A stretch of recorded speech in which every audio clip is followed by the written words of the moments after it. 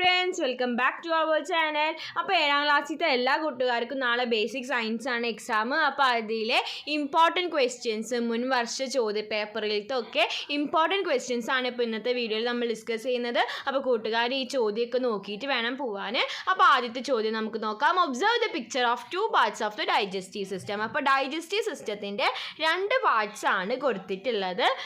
Identify a name A and B. Explain how do they differ in structure and function. അപ്പോൾ A എന്താണ്, B എന്താണ്, അവരുടെ function എന്താണ്. അപ്പോൾ A എന്താണ്, എ എന്ന് പറയുന്നത് സ്മോൾ ഇൻറ്റസ്റ്റൈനും ബി എന്ന് പറയുന്നത് ലാർജ് ഇൻറ്റസ്റ്റൈനുമാണ്. ഇനി നമുക്ക് അതിൻ്റെ ഫങ്ഷൻസ് നോക്കി നോക്കാം.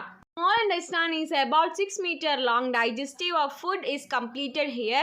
The nutrients in the digested food are absorbed into the blood. In large intestine, large intestine is the broader intestine following small intestine and is about 1.5 meters long. The absorption of water containing minerals and salt takes place here.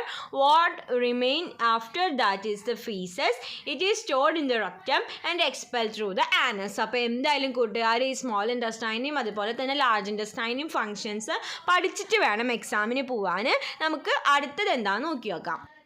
Then A question കഴിഞ്ഞ് B complete the flow chart showing various stages of the process of nutrition. അപ്പോൾ ന്യൂട്രീഷൻ്റെ various stage ആണ്. അപ്പോൾ ഒന്നാമത്തെ തന്നിട്ടുണ്ട് injection കഴിഞ്ഞാൽ digestion, absorption, assimilation, then എന്ത് വരും, excretion.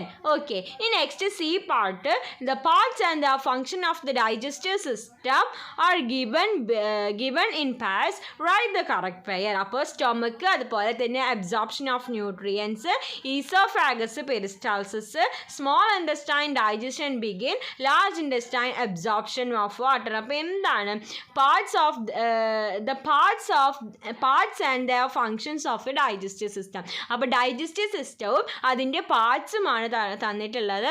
അപ്പോൾ ഇതിൽ കറക്റ്റ് ആയിട്ടുള്ളത് ഏതാണ്, ഈസോഫാഗസ്, പെരിസ്റ്റാൾസിസും അതുപോലെ തന്നെ ലാർജ് ഇൻറ്റസ്റ്റൈനും അബ്സോർപ്ഷൻ ഓഫ് വാട്ടറുമാണ്. അപ്പോൾ ഇതിൽ കറക്റ്റ് ആൻസർ സി ആണ്, 2 and 4. ഓക്കെ, അടുത്തൊരു ക്വസ്റ്റ്യൻ നോക്കാം. അടുത്തൊരു activity. Observe the following diagram showing the electromagnets made by some students. അപ്പോൾ കുറച്ച് സ്റ്റുഡൻസ് ഇലക്ട്രോ മാഗ്നറ്റ്സ് ഉണ്ടാക്കിയിട്ടുണ്ട്. Picture A, picture B, picture C and picture D.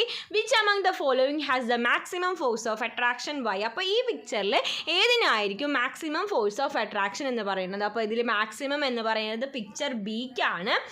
Then Y, എന്തുകൊണ്ടാണെന്ന് ചോദിച്ചിട്ടുണ്ട്. എന്തുകൊണ്ടാണ്, number of turns increases, force of attraction increases, and also increase in the number of cells. Number of cells increases, force of attraction also increases. Okay, അപ്പോൾ അതാണ് reason. ഇനി B question, an electromagnet made by a student did not get the force of attraction. What may be the reasons? അപ്പോൾ എന്താണ്, ഒരു student ഉണ്ടാക്കിയ electro മാഗ്നറ്റിന് അത്ര തന്നെ force of attraction കിട്ടുന്നില്ല. എന്തൊക്കെയാണ് കാരണം? അത് ശരിയായ രീതിയിൽ ഇൻസുലേറ്റ് ചെയ്യാത്ത കാരണമാണ്. The wire used for wiring was not insulated properly. അപ്പോൾ അതാണ് അതിൻ്റെ ഒരു റീസൺ എന്ന് പറയുന്നത്. ഓക്കെ, ഇനി നെക്സ്റ്റ് ക്വസ്റ്റ്യൻ നോക്കി നോക്കാം. ദെൻ അടുത്തൊരു ആക്ടിവിറ്റി നോക്കാം. Activity 3. Children collected 3 samples of soil to test the amount of organic component present in each. They added hydrogen peroxide into it and the results are given in the table below.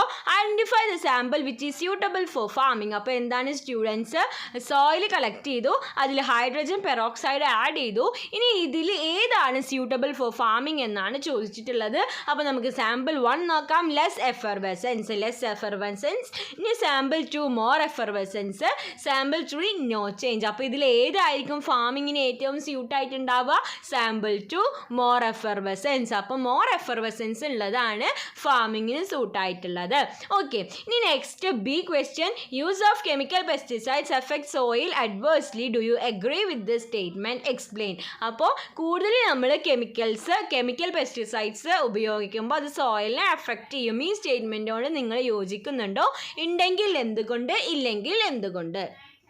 I agree with the statement. Chemical pesticides destroy not only harmful insects which destroy crops but also harmless microorganisms.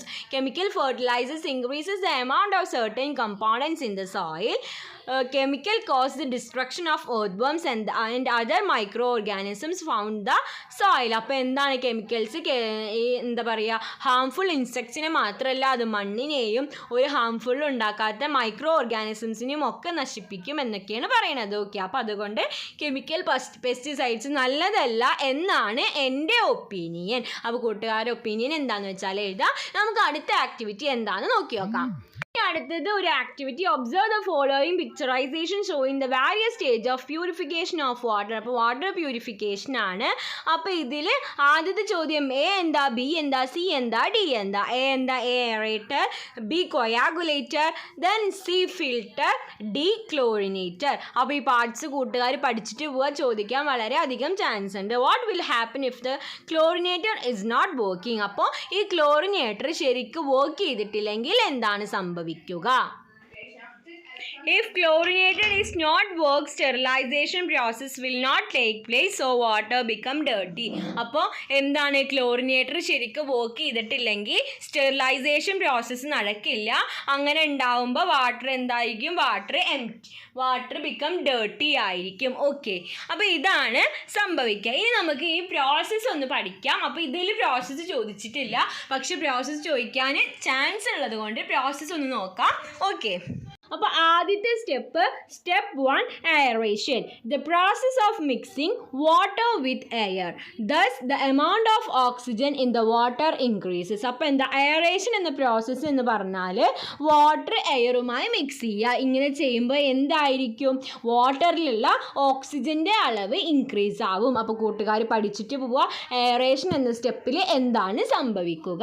ഇനി next രണ്ടാമത്തെ step coagulation. Coagulation എന്ന് പറയുന്നത് ഒരു important step ആണ് in the process of water purification and a water treatment plant. Okay, this enables the sedimentation of soil matter present in water. Alum is added for this. അപ്പോൾ ഇവിടെ add ചെയ്യുന്ന ഒരു സാധനം, ഒരു എമൗണ്ട്, ഒരു സാധനമാണ് ആലം എന്ന് പറയുന്നത്. when alum is added the pH value of water decreases. അപ്പോൾ ഈ ആലം ആഡ് ചെയ്യുമ്പോൾ എന്ത് സംഭവിക്കും, pH വാല്യൂ കുറയും, pH വാല്യൂ ഡിക്രീസ് ആവും. lime is added to regulate the pH value. അപ്പോൾ അങ്ങനെ കുറയുന്ന pH വാല്യൂവിനെ റെഗുലേറ്റ് ചെയ്യാൻ എന്തുപയോഗിക്കും, ലൈം ഉപയോഗിക്കും. അപ്പോൾ ഇതാണ് സ്റ്റെപ്പ് 2. ഇനി നമുക്ക് സ്റ്റെപ്പ് 3 നോക്കാം. ക്ലാരിഫ്ലോക്കുലേഷൻ. അപ്പോൾ ഇവിടെ എന്താ സംഭവിക്കുക, after the solid waste settle the clear water is fed into filters. അപ്പോൾ ക്ലിയർ വാട്ടർ ഫിൽറ്ററിലേക്ക് പോകും. ഓക്കെ, സ്റ്റെപ്പ് 4 ഫിൽട്രേഷൻ ആണ്. Impurities which do not get settled are removed by the filter. Fine sand and gravel are used for respectively in the upper and lower portion of the filters unit. അപ്പോൾ filter യൂണിറ്റിൽ filter ചെയ്യും. അപ്പോൾ എന്ത് use ചെയ്തിട്ടാണ്, സാൻഡും അതുപോലെ തന്നെ ഗ്രാവലും use ചെയ്തിട്ടാണ് filtration നടക്കുക. ഇനി നെക്സ്റ്റ് ക്ലോറിനേഷൻ. ക്ലോറിനേഷനിൽ എന്താ സംഭവിക്കുക, chlorine gas or bleaching powder is mixed with it to sterilize the filter water. അപ്പോൾ ഫിൽറ്റർ വാട്ടറിൽ ക്ലോറിൻ ഗ്യാസും അതുപോലെ തന്നെ അല്ലെങ്കിൽ ബ്ലീച്ചിങ് പൗഡറും ആഡ് ചെയ്യും.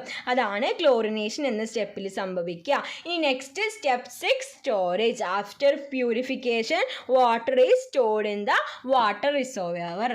അപ്പോൾ പ്യൂരിഫിക്കേഷൻ കഴിഞ്ഞാൽ വാട്ടർ എന്ത് ചെയ്യും, വാട്ടർ സ്റ്റോർ ചെയ്യപ്പെടും. ഓക്കെ, അപ്പോൾ ഇതാണ് വാട്ടർ പ്യൂരിഫിക്കേഷൻ്റെ സ്റ്റെപ്പ്. ഒന്നെങ്കിൽ ഇത് ഓരോന്നായിട്ട് ചോദിക്കും, അല്ലെങ്കിൽ ഈ സ്റ്റെപ്പ് കംപ്ലീറ്റ് ആയിട്ട് എഴുതാനും ചോദിക്കും. അതുകൊണ്ട് കൂട്ടുകാർ എന്തായാലും ഈ സ്റ്റെപ്പ് നോക്കി പഠിച്ചിട്ട് വേണം പോകാൻ. ഓക്കെ, ചിലപ്പോൾ എയറേഷൻ എന്താണെന്ന് മാത്രമായിരിക്കും ചോദിക്കുക, അല്ലെങ്കിൽ ഫുള്ള് സ്റ്റെപ്പും ചോദിക്കും. ഓക്കെ, അപ്പോൾ കൂട്ടുകാർക്ക് ഈ വീഡിയോ യൂസ്ഫുൾ ആയെന്ന് വിചാരിക്കുന്നു. Thanks for watching.